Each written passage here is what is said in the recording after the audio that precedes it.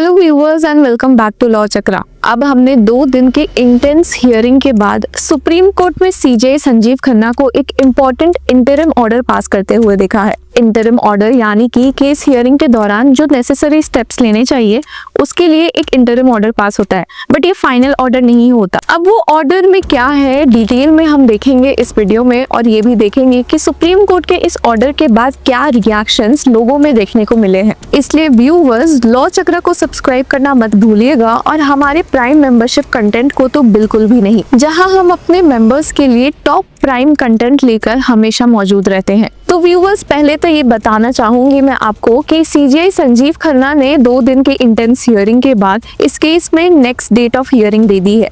अब next date of hearing है 5 मई की दोपहर 2 बजे, और जिसके साथ सीजीआई ने क्लैरिफाई किया है कि they will focus on preliminary objections and directions for the interim order. उन्होंने ये भी कहा है कि the case will be referred to as in re waqf amendment act matters 1, 2, 3, 4 and 5। यहाँ पर मैं आपको बता दूं कि सीजीआई संजीव खन्ना ने क्लियर किया है कि वो 100 या 120 पिटिशंस इस केस में नहीं सुन सकते हैं। तो पिटिशनर्स अपने में डिसाइड करें कि कौन से 5 मेन पिटिशंस हैं जो सारे प्रॉब्लम्स को कवर करते हैं और जिस पर सुप्रीम कोर्ट सुनवाई करेगी। अब सुप्रीम कोर्ट ने अपना इंटरिम ऑर्डर दिया है जिसमें उन्होंने सॉलिसिटर जनरल और यूनियन गवर्नमेंट को इस केस में 7 दिन का टाइम दिया है एक रिप्लाई फाइल करने के लिए, और उस रिप्लाई फाइल करने के लिए उन्होंने नेक्स्ट 5 डेज दिए हैं, जिसके बाद इस केस की हियरिंग 5 मई को होने वाली है। अब ये डेट भी काफी इंपॉर्टेंट है क्योंकि 13 मई को सीजीआई संजीव खन्ना रिटायर कर जाएंगे और हमारे देश के next chief justice of India बनेंगे जस्टिस BR गवई। तो बहुत आसान है समझना कि सीजीआई संजीव खन्ना के टेन्योर का ये केस बहुत ही इंपॉर्टेंट होने वाला है। अब सीजीआई संजीव खन्ना ने अपने ऑर्डर में स्टेट किया कि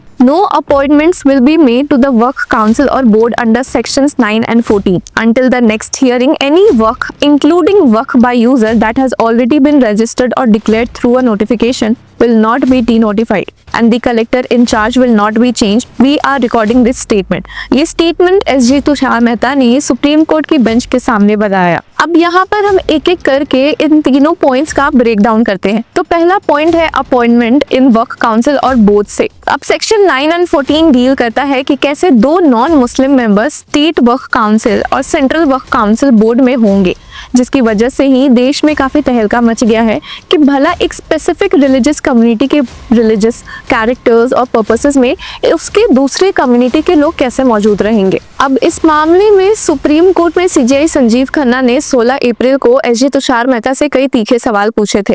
उन्होंने पूछा था कि अगर आप मुस्लिम वक्फ बोर्ड काउंसिल्स में नॉन मुस्लिम मेंबर्स को ला सकते हो तो क्या इसका मतलब है कि हिंदू एंडाउमेंट्स में भी नॉन हिंदू मेंबर्स ऐड हो सकते हैं। सीजीआई ने SG मेहता से सवाल करते हुए कहा था, mister Mehta, are you saying that from now on Muslims will be allowed to be part of the Hindu endowment boards? Say it clearly. According to the law, there are 8 members who are Muslim and 2 judges might not be Muslim. The remaining members are non-Muslim. अब यहीं पर arguments थोड़े heated भी हो गए थे क्योंकि SG Mehta ने कह दिया था कि वैसे अगर देखा जाए तो फिर जजेस भी इस केस में केस सुनने लायक नहीं है। उन्होंने स्टेट किया था, in that case the bench can not here the case either. CGI बहुत शॉक हो गए थे ये स्टेटमेंट सुनकर। उन्होंने कहा कि what, when we sit here we lose our religion, for us both sides are the same.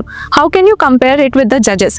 Why not have non-Muslims also in the advisory board of Hindu endowments then? जिसके बाद सीजीआई ने फिर से सवाल भी किया था कि are you ready to tell the court that apart from the 2 ex officio members there will be a maximum of 2 Muslims? तो यहीं पर कंफ्यूजन काफी क्रिएट हो गया था। सीजीआई संजीव खन्ना सवाल पूछ रहे थे कि आप मेक श्योर कर रहे हैं कि जो वक्फ काउंसिल में 2 नॉन मुस्लिम मेंबर्स होंगे, क्या वो सिर्फ 2 रहेंगे या उससे ज्यादा रहेंगे? क्या नॉन मुस्लिम मेंबर्स की मेजोरिटी बहुत हाई होने वाली है in the Waqf state board and state council? इसी वजह से SG तुषार मेहता ने कहा कि अभी कोई भी अपॉइंटमेंट्स नहीं होंगे, और ऐसा ही ऑर्डर सीजीआई संजीव खन्ना ने पास किया है। अब अगर हम दूसरे पॉइंट पर आए, जो कि सबसे मोस्ट कंट्रोवर्शियल पॉइंट है इस पूरी 2 दिन के हियरिंग का, वो है वक्फ बाय यूजर का कॉन्सेप्ट। तो व्यूअर मैं आपको बता दूं कि वक्फ बाय यूजर बेसिकली उन प्रॉपर्टीज को सच एज मॉस्क, दरगाह, ग्रेवयार्ड या कम्युनिटी किचन को बोला जाता है जो ऑलरेडी मुस्लिम कम्युनिटी के रिलीजियस या चैरिटेबल पर्पसेस के लिए यूज हो रही है। मोस्टली इन प्रॉपर्टीज का एक सेल डीड या रजिस्ट्रेशन नहीं हुआ होता है क्योंकि ये ऑटोमेटिकली वक्फ बन गई है, वक्फ प्रॉपर्टी बन गई है अपने कंटिन्यूस यूज की वजह से।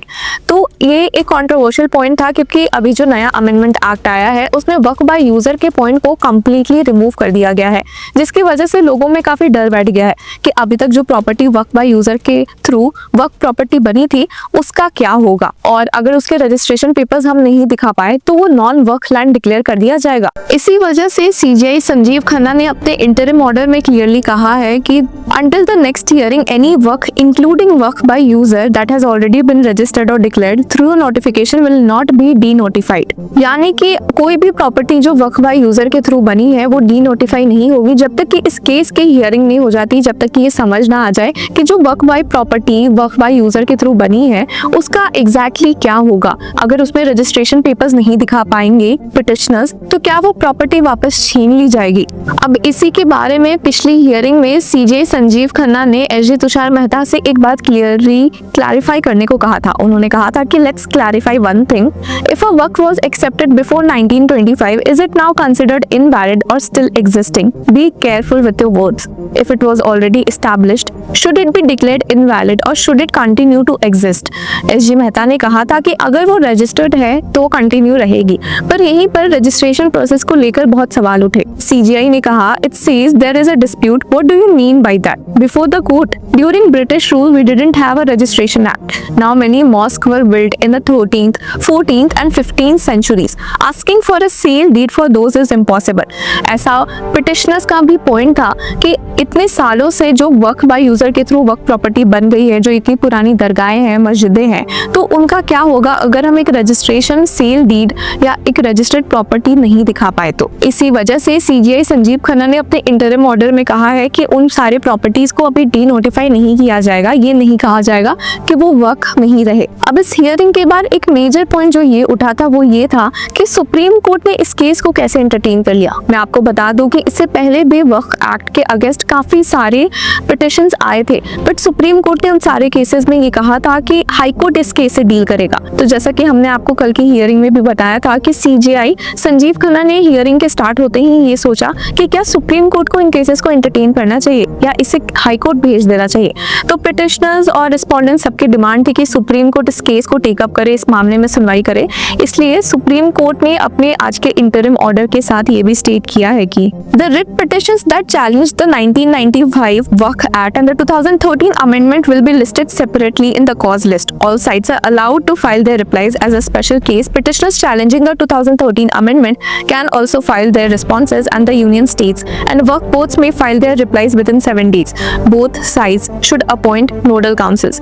तो बेसिकली सुप्रीम कोर्ट ने सारे केसेस अपने तरफ ले लिए हैं, उन्होंने हाई कोर्ट कुछ भी भेजने का नहीं अभी तक सोचा है, बट ये नेक्स्ट हियरिंग में चेंज भी हो सकता है जब उन्हें प्राइमा फसाई लगे कि सुप्रीम कोर्ट को इस एक्ट के जितने एस्पेक्ट से डील करना था उन्होंने कर लिया है। तो व्यूअर्स, एक मेन सवाल जो ये भी उठा है वो ये है कि वक्फ अमेंडमेंट एक्ट की जो पिटिशंस प्लीज फाइल हुई है वो क्यों नहीं एक कॉन्स्टिट्यूशन बेंच के पास पहुंची है। ये सवाल बहुत अच्छा है, बट द थिंग इज ये केस अभी नए और फ्रेश स्टेज में है। हो सकता है कल को जाकर सीजीआई संजीव खन्ना को लगे कि ये केस कॉन्स्टिट्यूशन के इंटरप्रिटेशन और इम्पोर्टेंट एस्पेक्ट से डील करता है, इसलिए इस मामले में एक कॉन्स्टिट्यूशन बेंच होनी चाहिए। तो ऐसा नहीं है कि इस केस में पॉसिबिलिटी नहीं है, हो सकता है ये केस कुछ टाइम में जाकर एक कॉन्स्टिट्यूशन बेंच को भी रेफर हो जाए। Constitution bench usually substantial question of law से रिलेट करती है, उसमें इंटरप्रिटेशन ऑफ कॉन्स्टिट्यूशन को डिफरेंट वेज में पढ़ा जाता है और कंफ्यूजन क्रिएट होता है, इसलिए कॉन्स्टिट्यूशन बेंच बनती है। तो लेट्स जस्ट सी कि नेक्स्ट डेट ऑफ हियरिंग जो कि 5 मई 2025 की है, उसमें सीजीआई संजीव खन्ना कौन से और ऑर्डर्स दे सकते हैं, इस बारे में और क्या फैसले लिए जा सकते हैं, पिटिशनर्स रिस्पोंडेंट्स क्या कह सकते हैं। Till then keep following law Chakra और हमारे प्राइम मेंबर्स तो जरूर बनिएगा।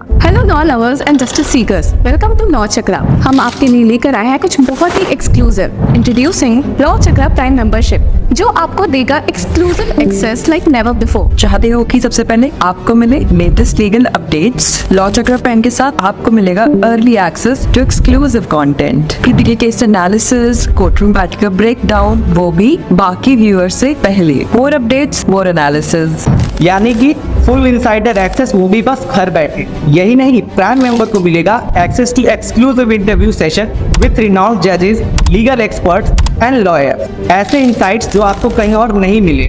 इसी के साथ अगर आप कभी सोचे कि हम कैसे लेकर आते हैं आपके लिए ये लीगल अपडेट्स, तो इसके लिए भी प्राइम मेंबर्स के लिए है हमारे पास एक special sneak peek behind the scenes of law chakra. Brainstorming session से लेकर ब्लूपर्स तक सब कुछ। In short, more content, more update and more analysis. Political legal controversies हो या इन डेप्थ लीगल सेशंस, सब कुछ आपको मिलेगा एट वेरी मिनिमल प्राइस। बनिए लॉ चक्र की प्राइम मेंबर और अनलॉक कीजिए full potential of legal knowledge. अभी ज्वाइन कीजिए।